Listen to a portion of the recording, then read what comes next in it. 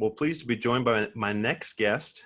I am pleased to be joined by my next guest, Mark Carnevale. You've heard him all over PGA Tour radio for many years. He's been in golf broadcasting for 20 years, goes back to his time with Golf Channel, ESPN. You also hear him on PGA Tour Live. Mark Carnevale. Mark, how's it going today? Doing great, Garrett. Glad to join you. And yeah, it's all a good thing that we were able to get back with golf and through all this pandemic and the COVID-19 and everything, and golf was very fortunate to get back with it. So I'm happy to be back broadcasting and happy to be with you. Great stuff. Well, one of the things about my podcast is, as you know, beyond the clubhouse, it's so much about the friendships that all of us make, lasting relationships with people in different countries. I know you go to Ireland, you go to many different countries throughout the year, but what is that like for you? I know you were a pro for a few years on a couple different tours. You won on the PGA Tour. You were Rookie of the Year in '92. But what has it been like befriending so many people from this game? Well, it's truly, really what it's all about, Garrett. I mean, when I decided I was going to play golf for a living, it was never really for the money. I mean, that's, easy to say. Obviously, I didn't turn the money down when I won money, but that wasn't why. I had a passion for golf and really, a passion for life. And one of the things that I learned early on, I was kind of an old soul in the sense of I was the youngest of my parents' 5 children. I kind of was always around older people growing up. And what I learned from them that, life is, there are many paths, many roads traveled in life. And the one thing that's important are the friendships. Some last, some don't. But creating those friendships, sort of nurturing those friendships, being able to, meet someone 20 years ago and then run into them again, even though you may not constantly contact them, but it really is what makes life enjoyable. Really, I mean, and they enhance what you do for a living. They enhance not only the playing part of it, but the broadcasting part of it.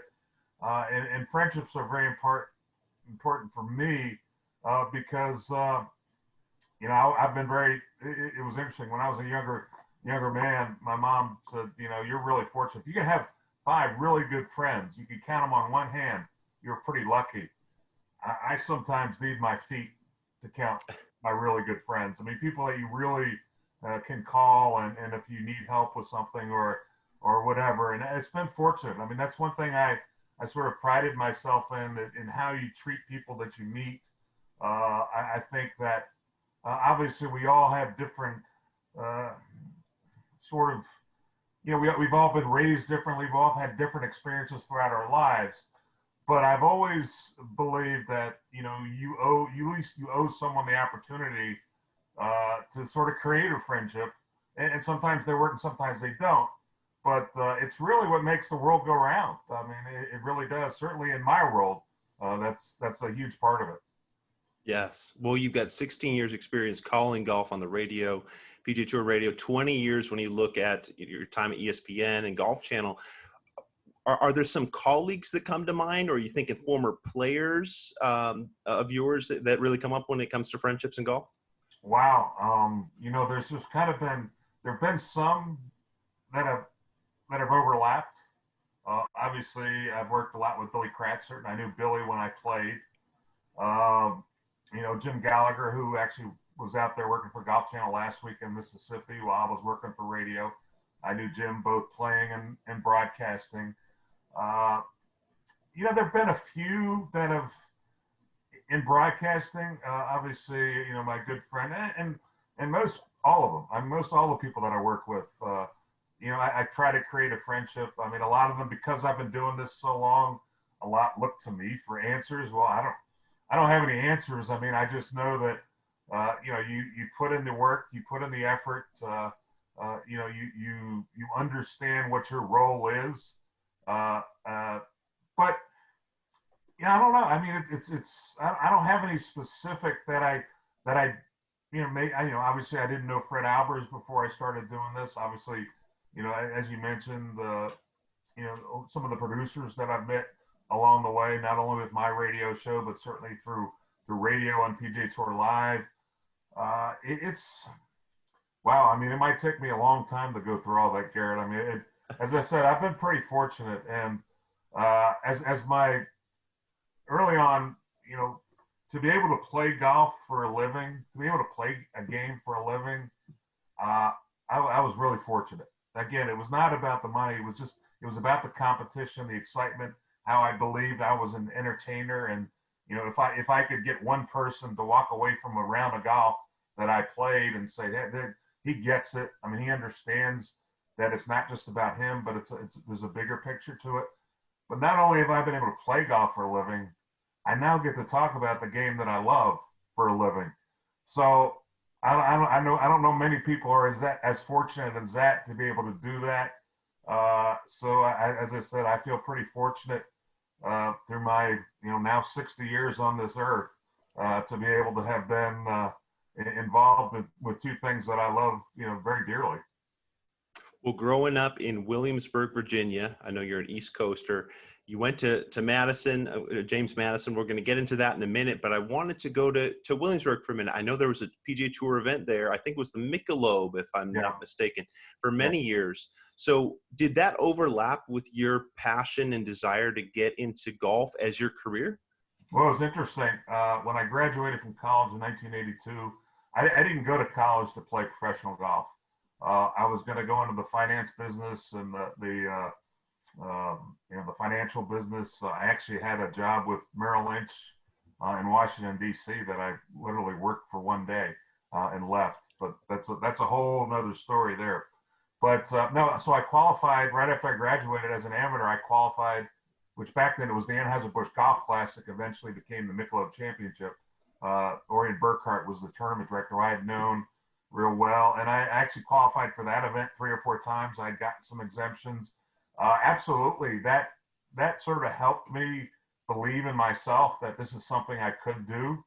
And when I was hired by Merrill Lynch, it was kind of it was an apprenticeship type job where I would be learning all the different parts of the brokerage business, but they weren't paying very much. And, that's when I kind of felt like, I need to pursue what I love in life, and golf was it. And so I turned I worked one day and I just said, no, this is not for me. As I said, it's a much longer story. It's actually a really good story. It kind of goes full circle.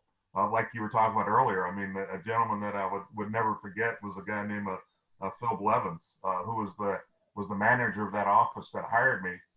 And fast forward 10 years to 1993, when I was coming off my rookie year season. Obviously, I was born in Annapolis, so obviously the D.C. area, very, very comfortable. Ben Brundred, who was the tournament director there, was a good friend of mine. I had qualified for that event, knew his son, whatever. Said, hey, Mark, we got this thing on Tuesday, the Merrill Lynch Shootout. You were rookie of the year. You're from Annapolis. It'd be great to have you play. Would you love to play? Yeah, sure. Not even putting 2 and 2 together. So I show up on Tuesday with the first tee, and who's there representing Merrill Lynch but Phil Blevins, who had hired me at Merrill Lynch. And I walked over there, he had a big smile on his face, and he stuck out his hand and he said, good to see you, Mark. He says, by the way, you made the right choice.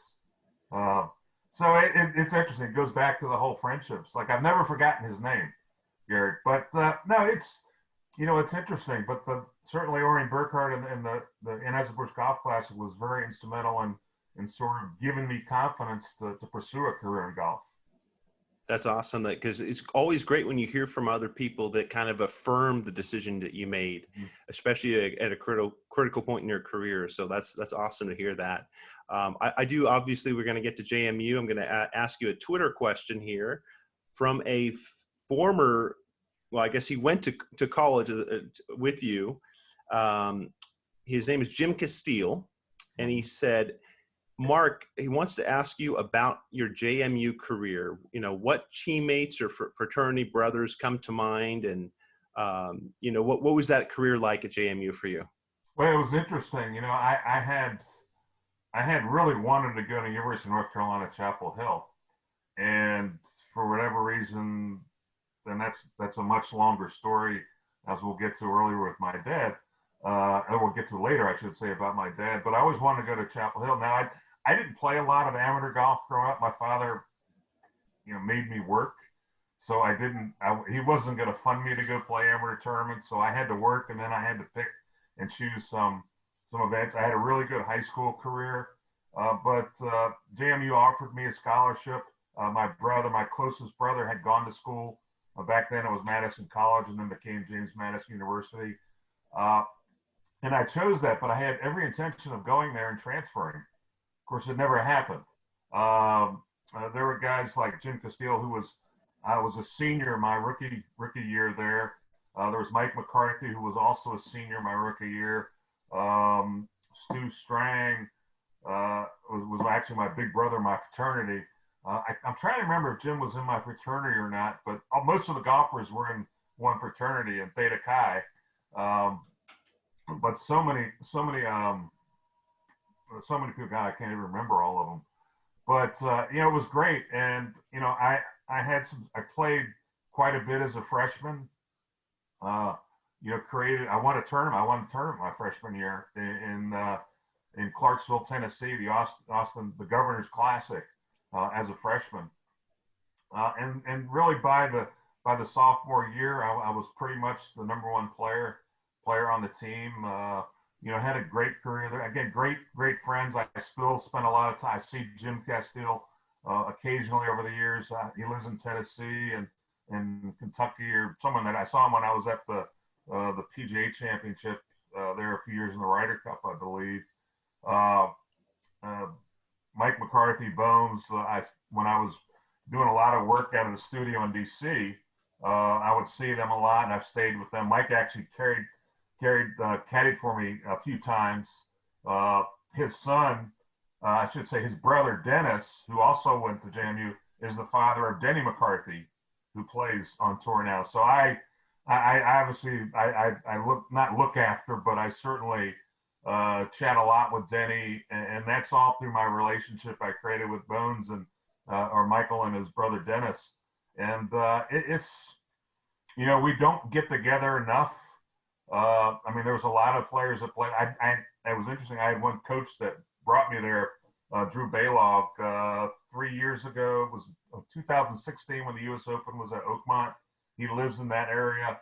I had dinner with him when I was up there. I've kept a little bit in touch with him. I kept in touch with a number of the guys I played with, and it was a great thing. I had nothing but great memories. I stayed there all 4 of my years. I graduated in 4 years, which not many golfers do. And I graduated with a degree in marketing and a minor in economics. So it was great. It's great. I'm actually on the advisory board for the Hart School of Sports Management, Recreation, and Hospitality. I was named to that last year, so I have strong affiliations with JMU. Absolutely. Yeah, it sounds like a lot of connection there from over the years. And also, you did mention, going back to your youth, before we get into PGA Tour talk and Sergio and stuff you just covered at Sanderson, your dad, Ben, of course, you're one of 5. And I want to know a little bit more about your dad, Ben. Of course, he was coach at Navy and UNC, I believe, as well. What can you tell our listeners more about Ben? Well, my father played for NYU in the 1930s, and NYU has a long history of great basketball. They won a national championship. I want to say it was either 35 or 36. He was from New Jersey. Was the first player to be all-city in New York that wasn't from New York back in the 30s when he played at NYU. He had gotten out of, he had enlisted in the Navy, like a lot of people did back in the late 1930s, when World War II broke out. He actually was a lieutenant in charge of a gunnery crew on a merchant marine ship, and his ship was sunk off the coast of North Africa. And he and about 25 other sailors were basically in a lifeboat for 7 days before they were finally rescued by a Dutch freighter. And they were taken to, I believe, Amsterdam, and then eventually made his way back. He had been down in Panama working for the admiral down there, and then he was a teacher, so they brought him back. In early days, a lot of the universities taught, like the pilots and the not the enlisted, but the I can't think of, like the officers.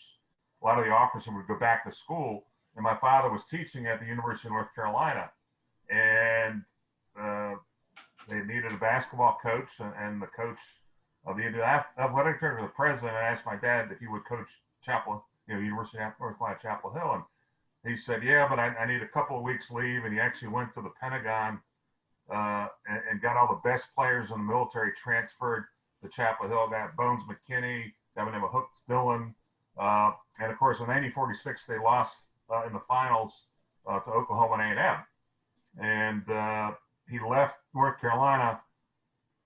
I don't know if he'd have known exactly what was going to go on with North Carolina, if he'd have left or not, but he went to the Naval Academy, and he coached at the Naval Academy from 1946 to 1966. I was born in Annapolis. He was very instrumental in getting Dean Smith to North Carolina. Frank McGuire, who was the head coach at Carolina, needed an assistant. My father's assistant, Bob Spear, had gone to the Air Force Academy, which they had just opened up. Dean was an assistant at the Air Force Academy, so how the coaches call one another. Bob says, yeah, I got this guy who'd like to come to the East Coast, Dean Smith. So Frank McGuire basically hired Dean Smith on my father's recommendation, and of course, the rest is history there. But yeah, it was great growing up around basketball. He stopped coaching when I was 6 years old, and when we left there and he went back to NYU as athletic director. But because he stopped coaching is probably the reason I played golf instead of basketball, although I love basketball. But I had 3 older brothers who all played college basketball. I loved basketball. I was a pretty good basketball player. But when he stopped coaching, it allowed more time for him. And he was a really good golfer. He was probably 2 or 3 handicap. So he kind of introduced the game to me, and it created a friendship that I had with him that my brothers didn't have with him, because they were playing basketball and he was always so critical of them. Not that he wasn't critical in golf, but it just created a great friendship that he and I had. And, so it was very fortunate to be around that. I was around a lot of the best players, best coaches, best athletes because of my father's success. He was inducted into the Basketball Hall of Fame in 1969. I actually wear his ring. His Hall of Fame ring.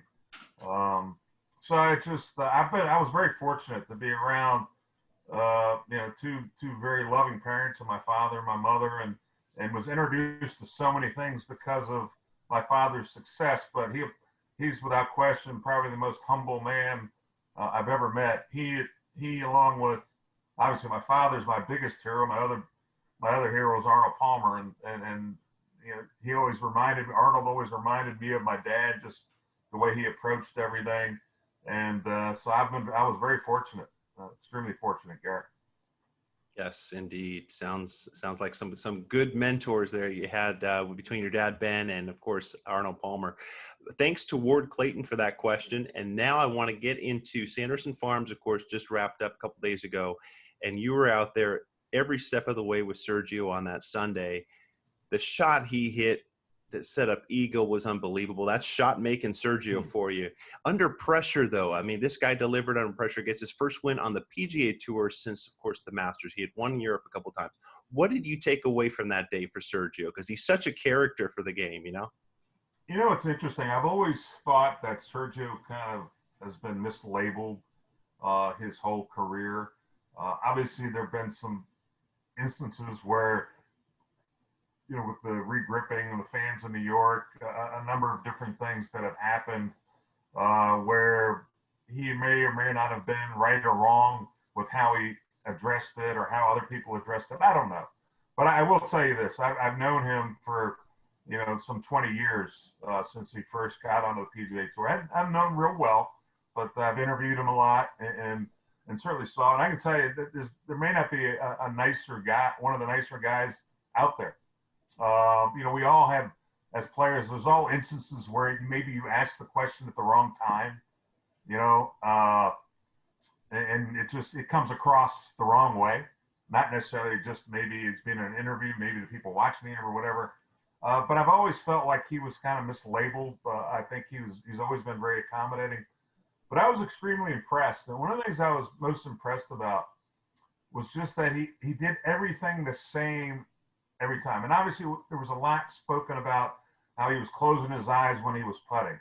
Uh, but if you watched him on every putt, it was the same amount of time prior to drawing the putter back. He did the exact same thing every time. And the important thing in golf is no matter what you do is that you're consistent. And it doesn't change. It's all about setup and preparation. And I was just impressed with his demeanor out on the golf course. He never looked like he was flustered at all or like he was allowing any situation to upset him. He kind of dealt with everything on a very even keel. I even mentioned after it was all over with, his caddy Michael Kerr was over on the side, and I said, Michael, great job. I said, impressive. I mean, he just seemed to be in focus the whole time, and Michael just kind of took his hand and just went, yeah, he was like this, which is extremely important for golf, as you know, Garrett. But just to be able to pull those shots off says a lot about Sergio. And when he made contact with the shot at 18, and I'm up there behind the green, you could just see him start walking.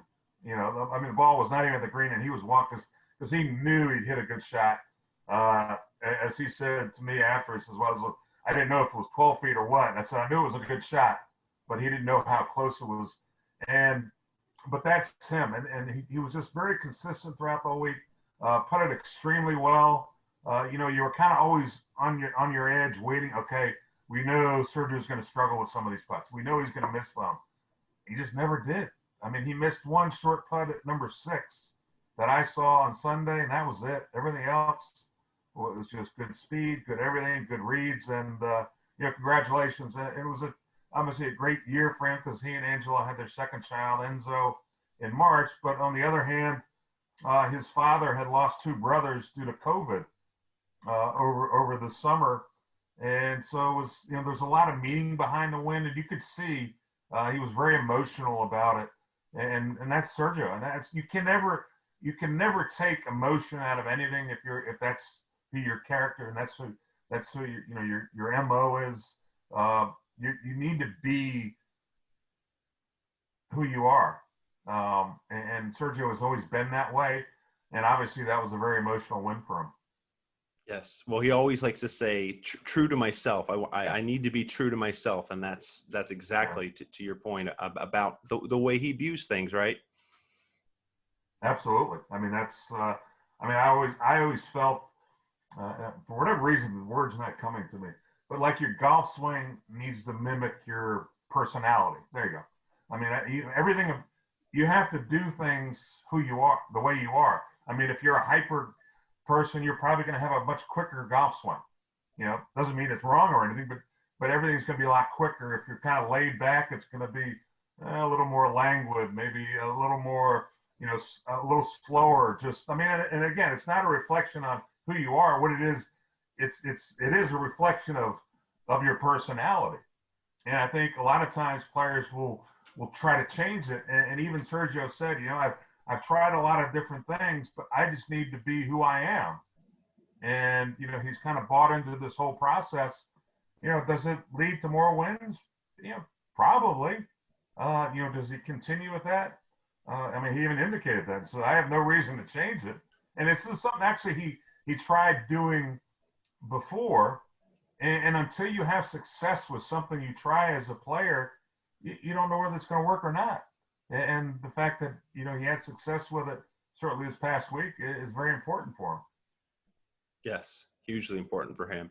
And also, I'm glad that you kind of talked about personality and our swings. I do want to get to a little bit of instruction with you in just a little bit. We'll do that for our listeners. But before we get there, with Sergio, obviously a huge win for him. This kind of segues into the Masters now. As we know, of course, he'll be back. He's won it 3 years ago. And Tiger's still defending champ. As you look ahead to the Masters, you've called on the radio a number of times.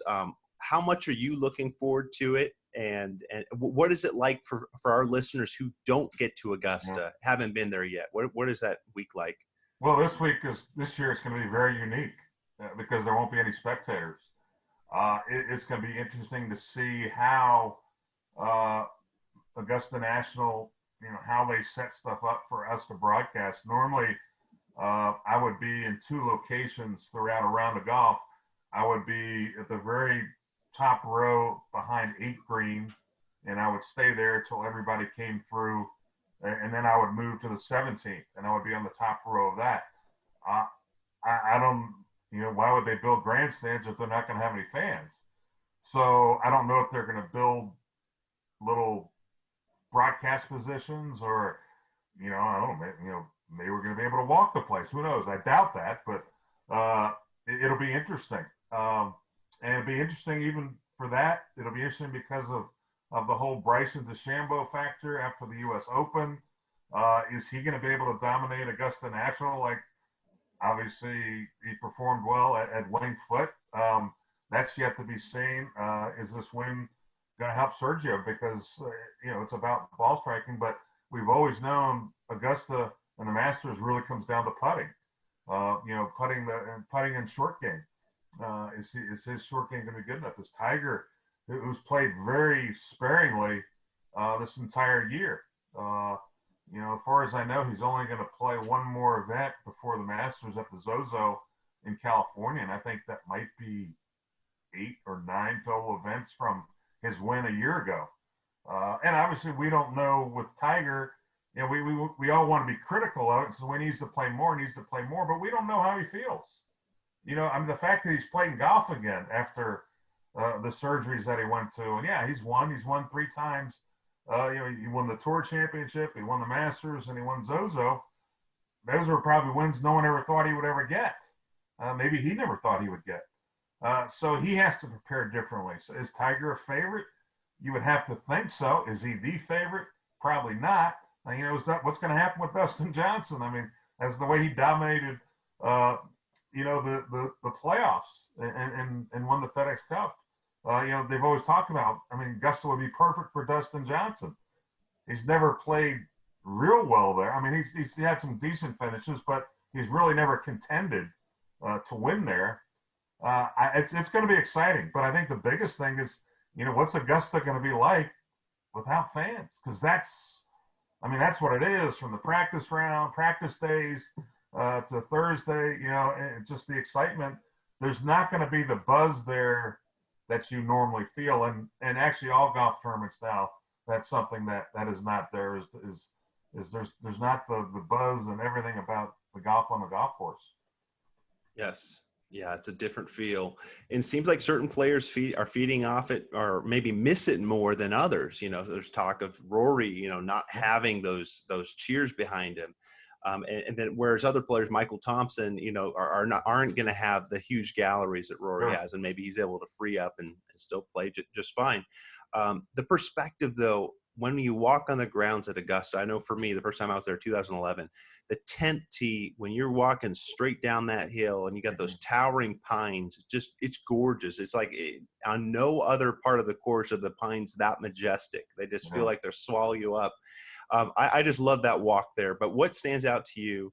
I know there's some listeners here that haven't been to Augusta, but what really stands out about the walk?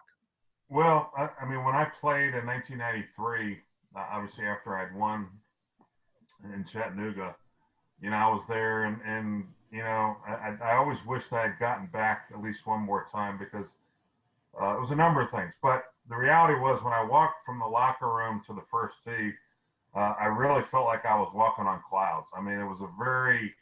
It's a very special place. There's so much history. It's like walking at St. Andrews. There's something about it. All the greatest players that have ever played the game, made that same walk from the locker room to the first tee at Augusta National. It was a very surreal sort of feeling. And I had kind of rewarded everybody that ever supported me and some of my sponsors, and I had rented a house, and I kind of was too involved with that to really, I shouldn't say not focus on playing, but I kind of was a little distracted.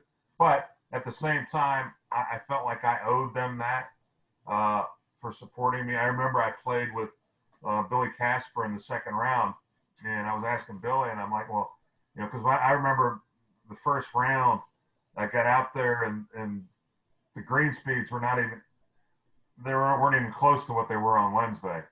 And I three putted 4 of the first 5 holes, and kind of never bounced back from that. And I asked Billy, I said, well, how long does it take to get comfortable? He says, oh, you got to play 4 or 5 times here before you really get all, feel all the nuances of Augusta National. And unfortunately, I never got back to play again.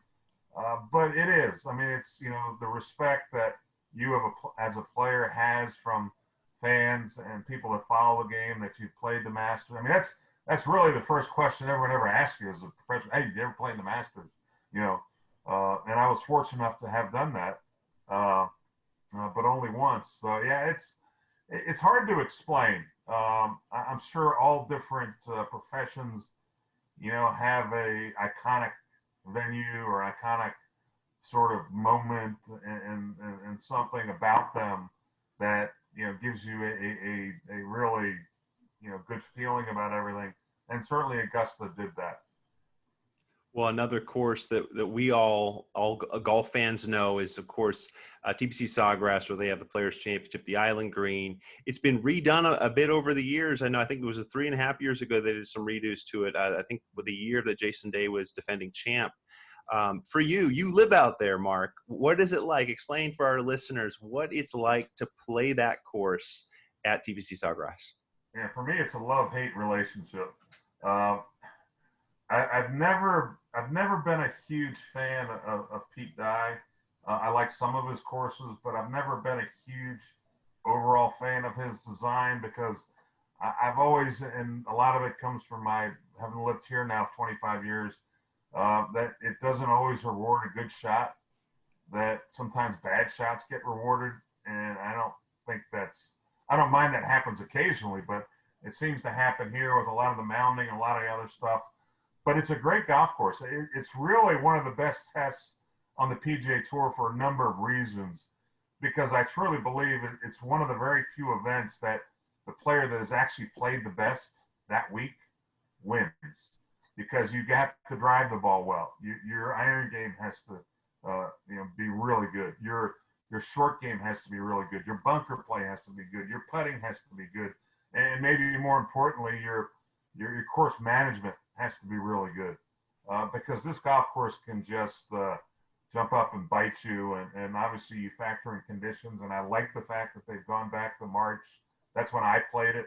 I just find it a little bit tougher with certainly uncertainty of the winds and everything. It was a little too hot personally in May. It's not what I would want it to play. I still think they're still fine tuning the course setup in March. But yeah, it's a love-hate relationship. I enjoy playing it, but I'm frustrated every time I play it. Yeah.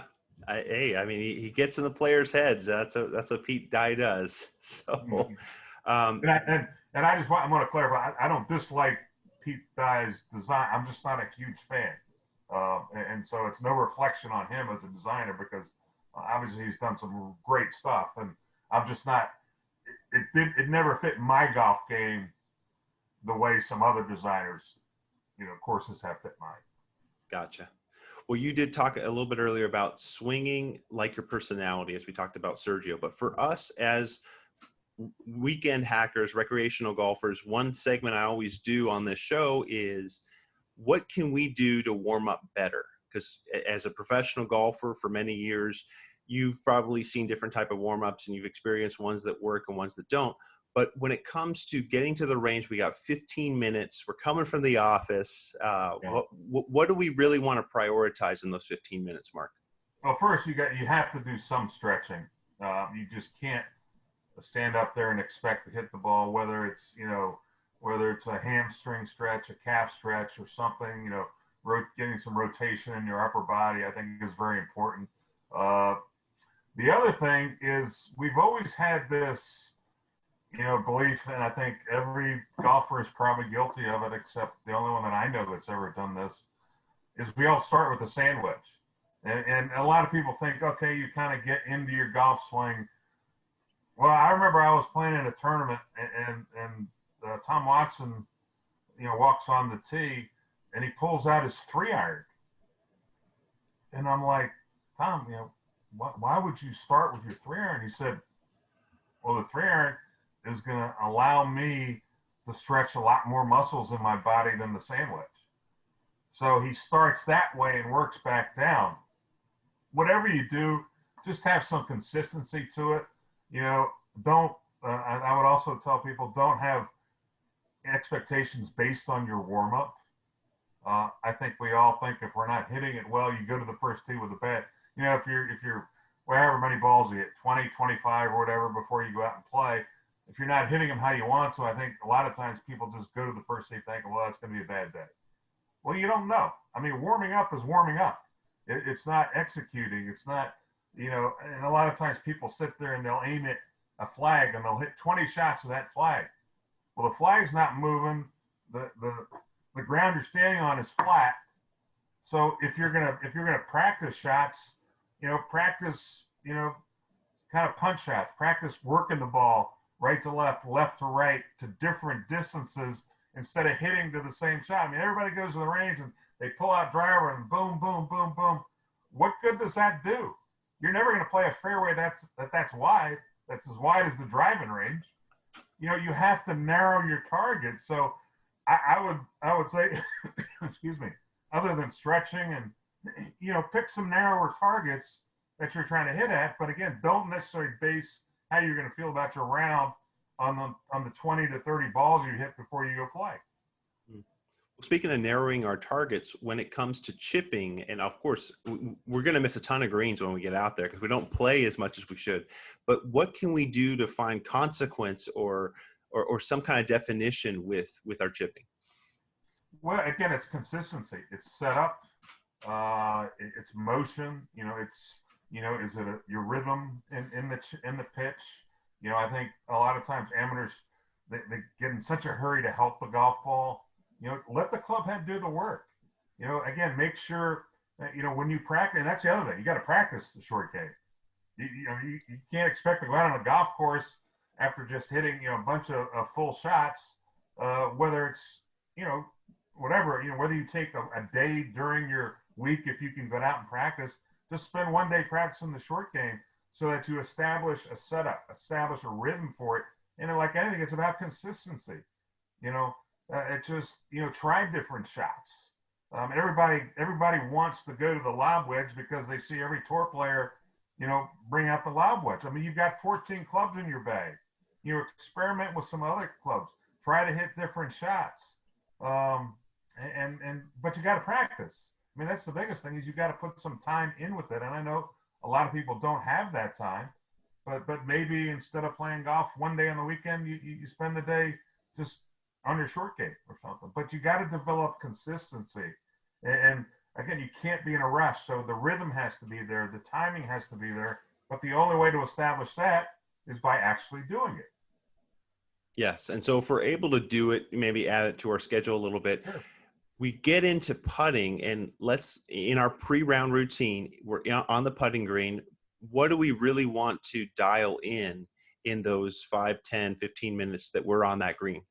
Well, I think obviously you want to spend some time with the putts from 5 feet because there's a pretty good chance you're going to have quite a few of them, whether you're a good putter or not, or if you miss a lot of greens, but you want to create some rhythm.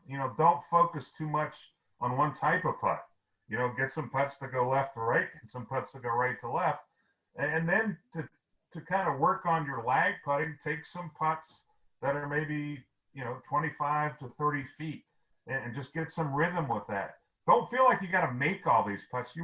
It's all about speed and judging, how you read the greens. And, you just need to, again, you need to spend some time getting a feel for it. You sit there and, you walk out to a course and there'll be a guy sitting there and he's putting the same putt over and over and over and over and over again.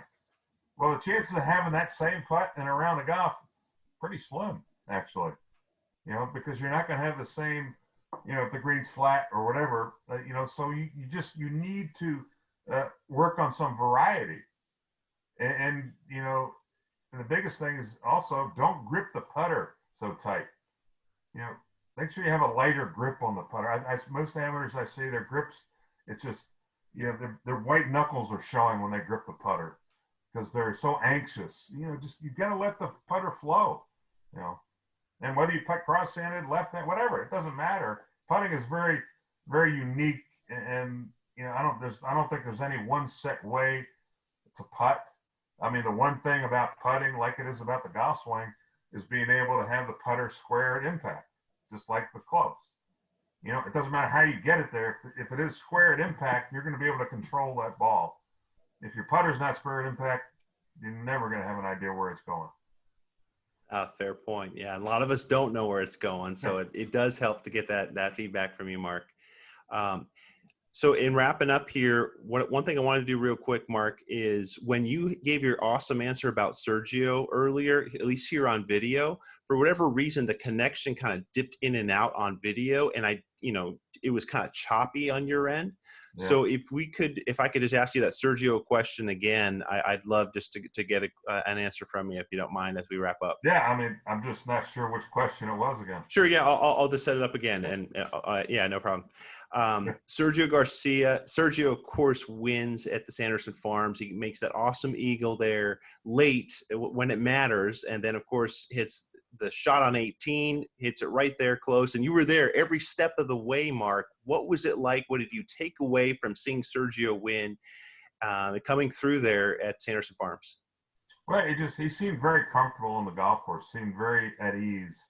Sergio has always been a great ball striker, and the one part of his game that has always been criticized, and even he himself has said, I've tried so much different types of putting that he was getting a little bit crazy. But he just seemed very much at ease. He seemed very comfortable with everything he was doing in the process that he chose. And I would say, particularly with the putting, is it was the same. The setup was the same. The amount of time he took one long slow practice stroke, no matter what the putt was, how far the putt was, it was one rhythmic stroke. And the time from when he set the putter behind the ball to when he actually putted the ball was the same every time. So he was extremely consistent with that. I noticed, again, he didn't get flustered down the golf course where at times in the past he might have. I mean, he's a very emotional guy and would get upset, if he didn't execute the correct shots.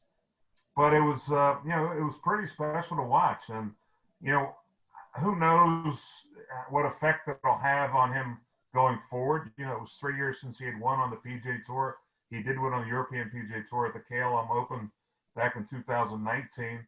But 2020 has been an interesting year for everybody. It's been a good and bad year for Sergio in the sense that he and Angela gave birth to their second child, Enzo, back in March. But his father also lost two brothers to COVID. And he even mentioned that he kind of dedicated this to them. So we know he's an emotional guy. He was emotional after I spoke to him after he had won.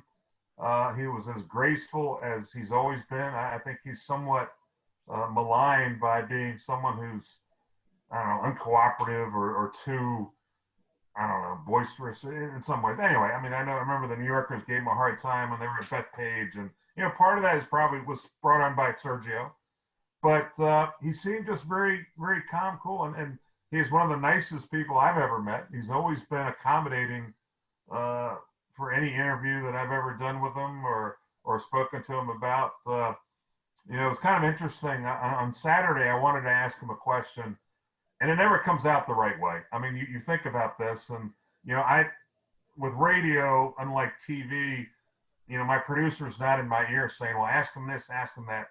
They feel like I've been out here long enough. They trust me to ask a question. And I've always kind of wanted to ask a question this way because I've never heard anyone ask it this way.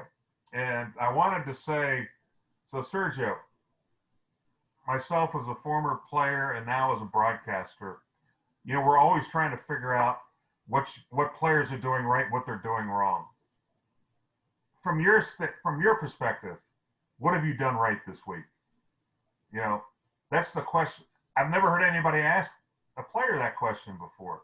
And not every broadcaster is a former player. But if you notice, I mean, everybody's a pundit. They want to, yeah, he's doing this, he's doing that with his golf swing. But I always wanted to add, so it kind of came out, it just kind of, I didn't answer or ask the whole first part of it. I said, Sergio, obviously, ball striking's been great this week. Why do you think you played well? So it didn't seem to have as much, meat to it. Sure. But I've always wanted to ask a player that question, and because I always have a feeling, I got the sense that they would look at you like, "What are you, nuts?"